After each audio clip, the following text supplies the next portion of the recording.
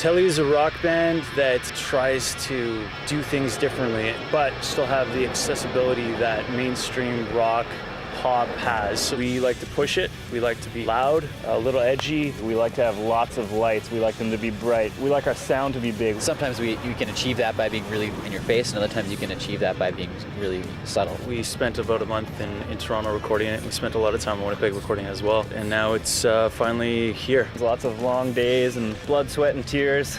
Lots of tears. The studio manager was nice enough to give us the keys to the studio, so when he went home we could stay a couple hours later. He kind of forgot to tell us to also eat and sleep, which is why there was a lot of tears. We also spent a lot of time with producers. One was John Paul Peters, who's doing the latest Waking Eyes record and did some Comeback Kid stuff. And also David Botterill, who recorded Tool and Silverchair and Peter Gabriel, amongst others. When you go into the studio, you have a vision of what it's going to sound like, but once you're actually in the studio, lots of things happen that you don't expect to, and you're trying lots of different things. By the last couple of days, not only are you completely just exhausted, and some of us were actually sick, but we like putting the mix together and going, hey, I remember that part. We recorded that like 3 weeks ago. That was actually pretty good. And then when we got back to Winnipeg, we went through the mix again and we got the mastering back, and that was a whole other story too. You could hear everything, and it just sounded massive. You know, there's that studio magic that everybody talks about, and rock and roll history as well. So did you make a hit record?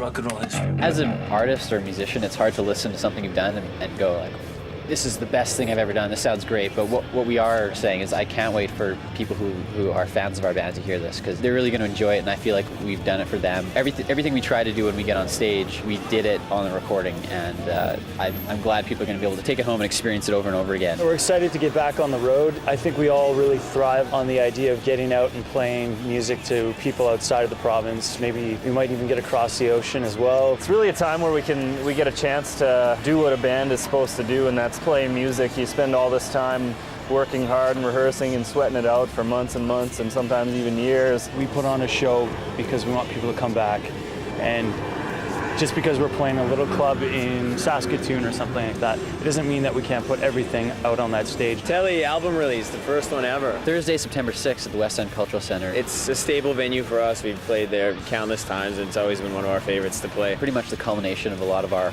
really hard work. Jody King, the Pap Smears, should be a really good time. One of the perks of a CD release party as opposed to a regular show is that we kind of get to call the shots. So we're gonna take a long time to set up. It's just such a long time. It's like, I don't know, 12 hours, but everyone's gonna benefit from that because we're gonna hang from the rafters too, right? We're excited.